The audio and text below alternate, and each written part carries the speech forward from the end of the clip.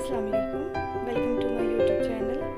आज हम बनाने जा रहे हैं चिकन शामी सैंडविच, जिसके लिए हमें चाहिए होगी ब्रेड, शामी कबाब, अंडा, चीज़, मोज़रेला ले लें या फिर चेडर ले लें, मक्खन, mayonnaise, olives, sauce, pizza sauce, और उसके साथ मैंने टमाटर को स्लाइस में काट लिया है, खीरे को स्लाइस में काट लिया है और प्याज को स्लाइस में काट लिया है।